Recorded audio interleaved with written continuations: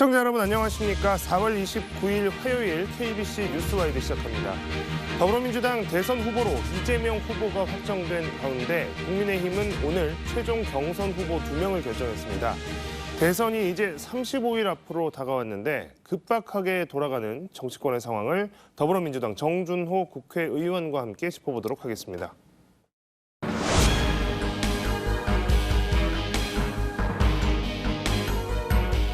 완전히 새로운 나라, 희망과 열정 넘치는 진짜 대한민국을 만들어서 보답하겠습니다.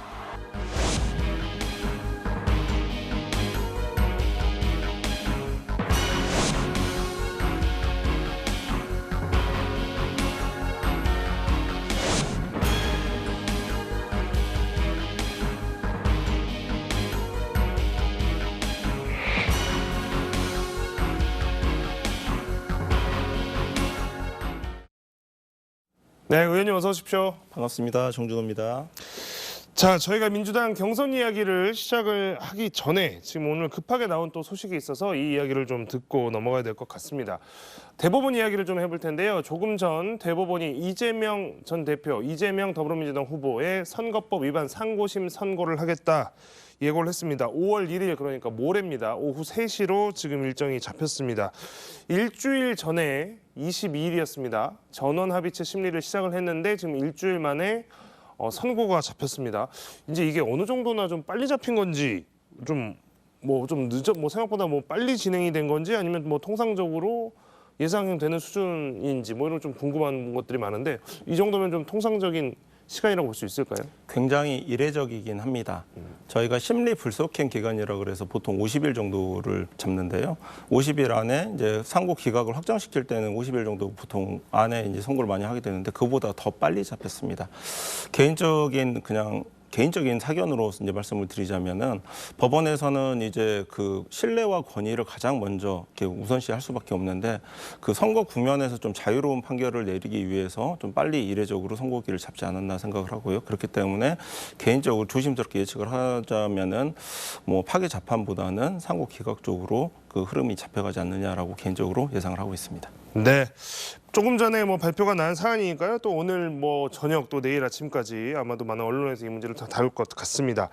이제 민주당 경선 이야기 또 대선 이야기로 넘어가 보겠습니다. 더불어민주당 이재명 전 대표 지금 이제 후보가 됐습니다. 민주당 제21대 대선 후보로 선출이 됐는데 누적 득표율이 89.77%입니다. 90%에서 약간 모자란 수치. 역대 정당 대선 후보 경선 그리고 당대표 선거 통틀어서 최고 득표라고 합니다. 90%에 육박하는 득표 결과입니다. 여러 가지 분석이 따르고 있는데 의원님은 이 수치에 어떻게 의미를 부여하시겠습니까?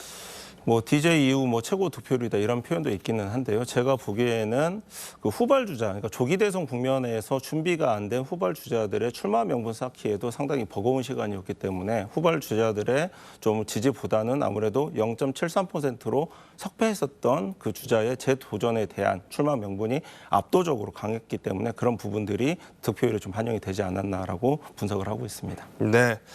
자, 이재명 후보 높은 득표율로 압승을 거뒀지만 투표율 자체는 이 경선에 대한 투표율 자체는 지난 19대 또 20대 후보 경선 때보다는 낮았다고 합니다. 특히 호남 투표율이 4개 권역 중에 가장 낮은 53.67%에 그쳤습니다.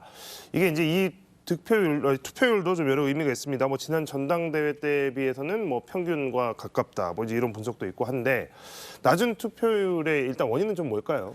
저희가 비교를 해보니까 3년 전 대선에 비해서 한 2에서 3% 정도가량 좀 낮은 수치가 돼 있더라고요. 그래서 이게 좀 득표율이 낮은 건가라고 저희가 생각을 해봤는데 당에서도 그렇고 많은 분들이 하시는 말씀이 3년 전에는 호남권 권리당원 투표 전체 숫자가 한 20만 명 정도 당원이었는데 지금은 배 가까이 늘어서 37만 명 정도의 무수를 가지고 투표를 했는데 그중에서도 사상 최초로 호남에서 권리당원 투표 숫자가 이제 20만 명을 돌파를 했다라는 걸 보면은 단순히 그 영남권이라든지 이렇게 당원 숫자가 적은 지역과 투표율을 단순 비교하지 말고 20만 명 이상의 권리당원 투표했다라는 데 좀 의의를 두시면 어떨까 싶습니다. 네, 일단 그 모수 자체가 규모가 커졌다. 이 부분에 대해서 좀 눈여겨보셨다라고 말씀을 하셨습니다. 대선 후보가 확정된 뒤에 이재명 이재명 후보가 30분 정도 긴 수락 연설을 했습니다. 큰 관심을 모았는데요. 어떤 이야기들 했는지 주요 내용 보고 와서 이야기 이어가도록 하겠습니다. 지금 이 순간부터 이재명은 민주당의 후보이자 내란 종식과 위기 극복, 통합과 국민 행복을 갈망하는 모든 국민의 후보입니다. 더 낮은 자세로 정치의 사명이자 대통령의 제1과제인 국민 통합의 책임을 확실하게 완수하겠습니다.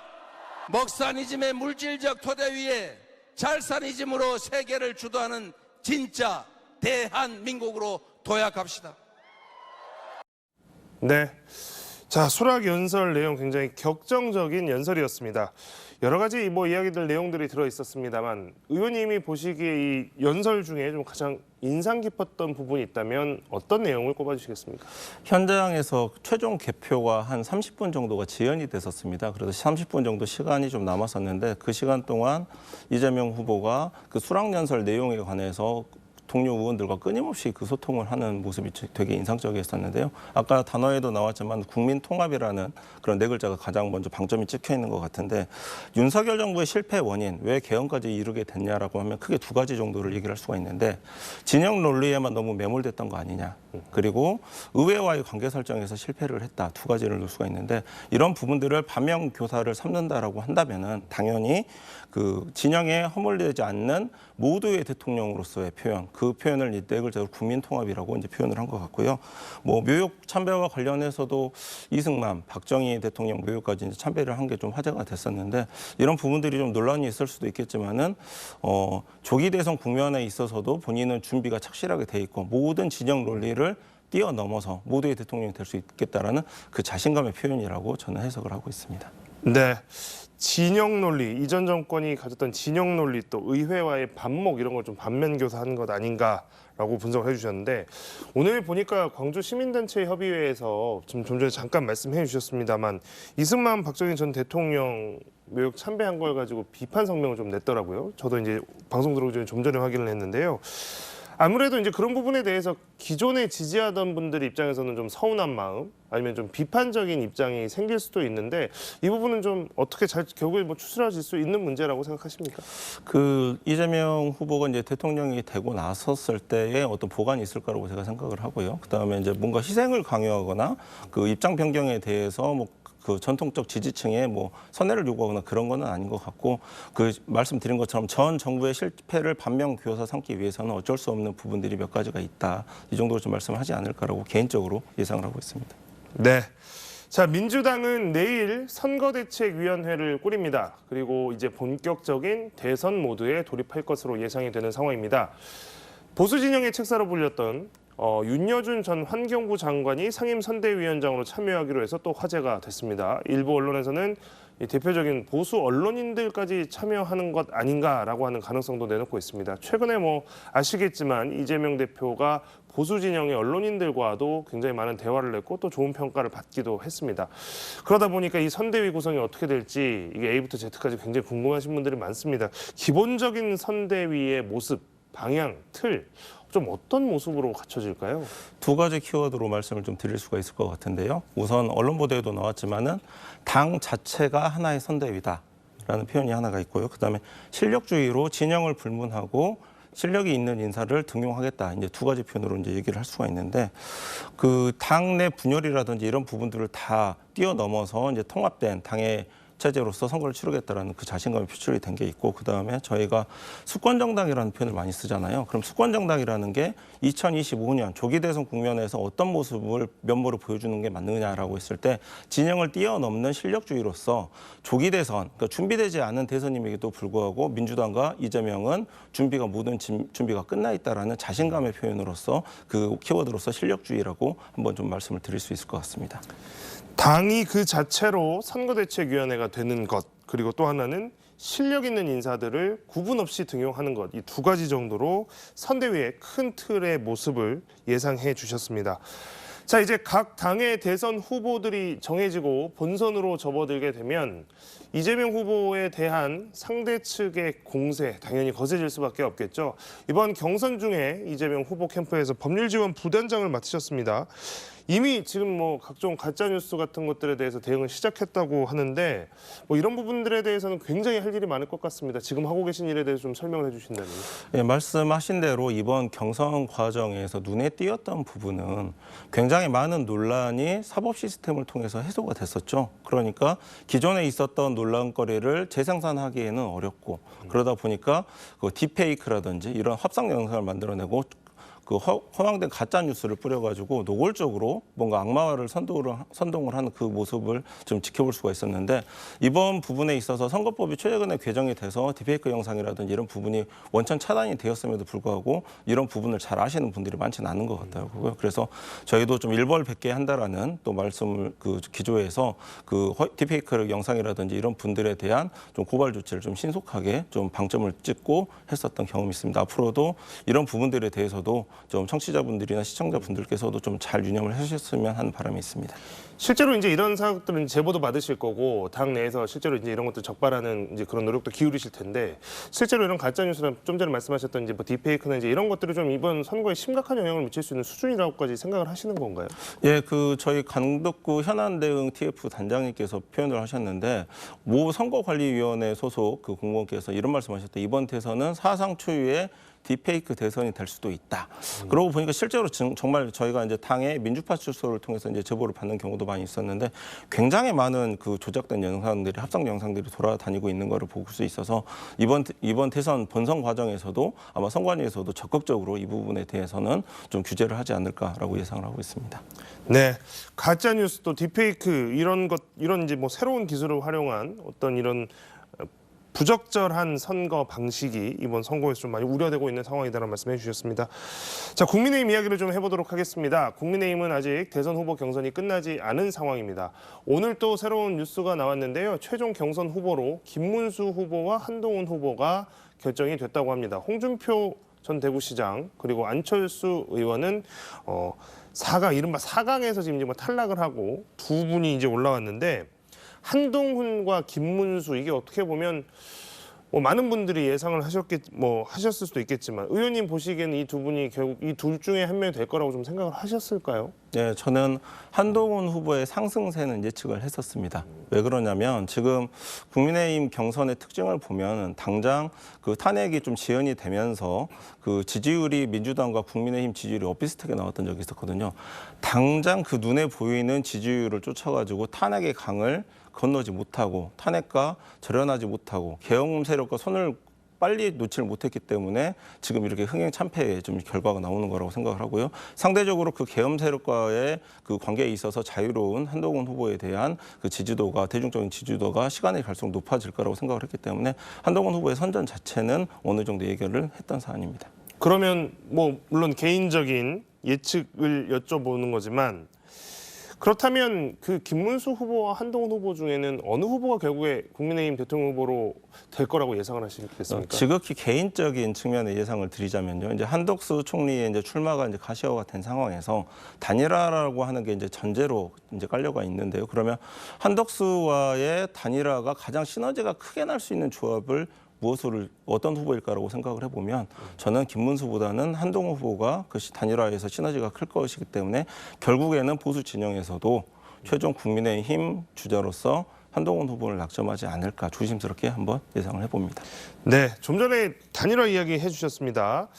자, 국민의힘은 이번 주말 5월 3일입니다. 최종 후보가 결정이 됩니다. 그리고 한덕수 권한대행과 다시 단일화를 할 것이다라고 한 예측이 굉장히 많이 나오고 있고 지금 한덕수 권한대행도 지금 내일이나 모레 또 5월 1일, 2일 뭐 이렇게 지금 날짜가 좀 나오고 있는데요. 국민의힘 경선이 이제 사실 이제 예선전이 됐다는 이제 이런 비판도 좀 나오고 있고 최종 후보로 한덕수 권한대행과의 단일화 가능성에 대해서도 지금 여러 곳에서 저울질을 하고 있는데요. 그렇다면 김문수 후보가 될지 한동훈 후보가 될지 모르겠지만 국민의힘에서 대선 후보를 경선을 통해서 선출한 다음에 실제로 한덕수 권한대행이 출마를 선언한다고 하면 이 두 진영 간의 단일화가 이루어질 가능성이 높겠습니까?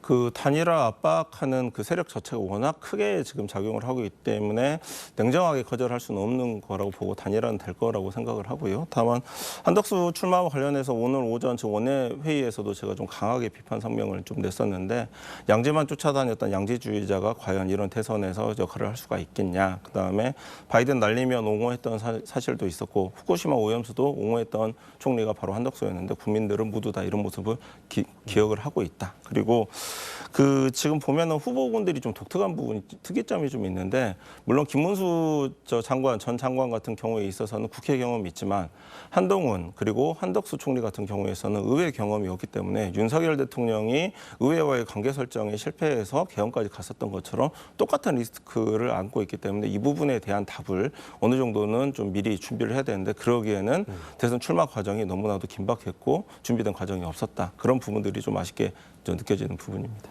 네. 자, 뭐 여러 가지 이야기들 그리고 한덕수 권한대행의 출마가 뭐 사실상 확정된 것처럼 되어가는 분위기 속에서 그럼에도 불구하고 한대행의 이 대선 출마가 본인과 국민의힘 모두에게 경쟁력이 있다고 판단을 하는 것 같은데 특히 국민의힘은 지난 20대 대선 때도 윤석열이라는 외부 인사를 데려다 선거를 치렀지 않습니까? 근데 그렇지만 이제 결과가 이렇게 된 것이고 좀 전에 이제 의회 경험을 이야기를 해주셨지만 뭐 사실 뭐 이제 윤석열 전 대통령 같은 경우에는 아예 정치 경험이 없던 사람이고 한덕수 권한대행도 역시 정치 경험이 없는 사람이라고 볼 수 있는 상황인데 그렇다면 지금과 같은 오류가 또다시 시행될 수도 있을 것이다라고 하는 그런 국민들의 우려 당연히 나올 수밖에 없는 상황인데요. 이 부분에 대해서는 어떻게 보십니까? 제가 이제 아까 수권정당이라는 표현을 해드렸는데요. 여전히 국민의힘이 윤석열 대통령을 거치고 그리고 윤석열 대통령의 그 강한 그립감 때문에 수권정당으로서 거듭날 기회가 있었는데도 불구하고 그 기회를 좀 놓친 거 아니냐라는 아쉬움이 좀 있고요. 실제로 그 과정에서 그 한동훈 대표 체제에서 치러졌던 작년 그 총선에서 공천 잡음이 그 대표적인 부분인데 어떻게 된 게 그 100명 가까이 되는 그 국회의원들을 보유한 그 집권 경험이 있는 정당에서 대권 주자를 올바르게 지금 그 인재 육성을 하지를 못하고 외부에서만 계속 연달아 찾게 되는 그 모습 자체가 보수 진영의 그 지지 기반이 허물어졌다는 것을 강하게 지금 보여주는 한 단면이라고 생각합니다. 네. 자, 최근 검찰이 윤석열 전 대통령 부부에 대해서 수사를 확대하고 있는 모양새입니다. 서울고검이 김건희 도이치모터스 주가 조작 사건에 대해서 재수사를 결정을 했습니다. 어떤 의혹들을 좀 규명을 해야 될지 이제 이 사건도 한번 이제 끝나버렸구나 검찰이 덮어버렸구나 했는데 뭐 또 의외로 고검에서 지금 다시 수사를 하라고 하니 다시 좀 관심을 불러일으키고 있는 상황인데요. 지금 어떤 점들을 지금 의혹을 해명해 나가야 되는 상황입니까? 지금 이제 도이치모터스 수사 관련해서 이제 좀 단순화시켜서 간단하게 말씀을 드리자면 주가 조작 행위가 있었고 그럼 주가 조작을 하기 위해서 소위 쩐주라고 얘기하는 자금 동원하는 공범적인 행위가 있었는데 이 자금 동원과 관련해 가지고 그 김건희 여사 같은 경우에 동일한 IP를 이용해서 좀 시세 조정을 했음에도 불구하고 다른 후보들만 다른 그 자금 동원책들만 구속 기소가 되고 김건희 여사만 무혐의가 되는 그런 결과가 있었는데 이런 형평성 측면에서 문제가 되는 부분에 있어서 지금 그 재기 수사 명령이 내려졌고 아까 들어오면서 뉴스를 잠깐 보니까 그 권오수라고 하는 구속 기소된 그 해당 수사부가 다시 이 사건을 맡았다는 내용이 있는데 그러면은 그 반부패 2부에서 권오수를 구속 기소했던 그 기준 그대로 아마 김건희 여사에 대한 수사 절차가 그대로 진행되지 않을까 생각을 하고 그렇게 된다라고 하면은 그 결과는 당연히 좀 어렵지 않게 예측이 될 것으로 좀 보고 있습니다. 네, 도이치모터스 사건에 다시 관심이 크게 쏠리는 이유 중에 하나는 뭐냐면 단순히 김건희 여사가 이 주가 조작에 참여했느냐 안 했느냐뿐만이 아니라 이게 지금 윤석열 전 대통령도 걸려 있는 부분이 있습니다. 바로 도이치모터스 주가 조작 사건과 관련해서 윤 전 대통령이 공직선거법상 허위사실 공표 혐의로 고발이 돼 있습니다. 그러니까 이제 이것에 대해서 본인이 거짓으로 언급을 했다라고 하는 건데요. 공소시효가 지금 8월 초, 그러니까 3개월 정도 남은 상황인데 그렇다면 이제 또 이거 그 전에 결론 날 수 있겠냐, 3개월 안에 이거 마무리될 수 있겠냐라고 하는 의심 또 질문 생길 수 있습니다. 그 가능성에 대해서는 어떻게 보십니까? 저는 이제 충분히 가능하다라고 보고요. 저희가 이제 검찰 실무에 보면은 3개월 장기 미제라는 표현이 있습니다. 3달 안에 기소 여부를 결정하지 못하면 장기 미제 사건으로 분류가 된다는 얘기인데요. 그 얘기는 검찰의 수사력이 집중이 된다라고 하면은 그 어떠한 사건도 3달 안에는 기소 여부를 결정할 수 있다라는 표현입니다. 그리고 이 사안 같은 경우에 있어서 그 김건희 같은 경우는 아까 말씀드린 것처럼 이미 구속 기소가 된 공범에 대한 절차가 그대로 있기 때문에 그 수사 로직을 그대로 따라가기만 하면 되기 때문에 그렇게까지 난이도가 있는 수사는 아니라고 개인적으로 생각을 하고 있습니다. 네. 자, 윤 전 대통령 부부와 관련되어 있는 수사도 뭐 지금 이제 방금 도이치모터스 사건 관련한 것들만 저희가 좀 언급을 했습니다만 지금 이 전 대통령 부부 관련해서 각종 특검 법안들이 지금 줄줄이 대기 중입니다. 김건희, 명태균 특검법, 또 내란 특검법 전부 재발의된 상태인데 이미 그 수차례나 대통령과 권한대행들의 거부권에 막혀서 폐기됐던 이 법안들인데 이 법안의 내용에 변화가 좀 있어야 될 거 아닙니까? 같은 법안으로 지금 다시 할 수 없으니까. 이게 좀 어떤 변화가 좀 있는지 그리고 이게 앞으로 민주당에서는 이걸 어떻게 좀 처리할 전략인지 궁금해하시는 분들이 많을 것 같습니다. 사실 이제 타협적으로 좀 빨리 특검법 발의를 하기 위해서 기존에 폐기됐던 법안에 있어서는 이제 특검 이제 추천 권한을 누구한테 줘야 되느냐, 뭐 대법원 추천을 받아야 되느냐 이런 부분이 있었는데 민주당 내부에서도 그 추천 권한을 다시 민주당 국회로 가져오는 게 맞겠다라는 뭐 의견이 있었고 이 부분과 관련돼서 그런 내용이 좀 변경이 된 채로 아마 5월 정도에는 법사위에서 이 부분이 좀 논의가 될 걸로 보고요. 그래서 6월 달 대선이 끝나고 6월 본회의가 아마 대선 직후에 잡혀 있어서 있을 가능성이 높은데 그때 바로 처리가 되지 않을까 개인적으로 한번 예측을 하고 있습니다. 네. 자, 국회에서 있었던 또 이야기, 우리 지역과 관련된 이야기가 있어서 마지막으로 이 질문을 한번 드려보고 싶은데요.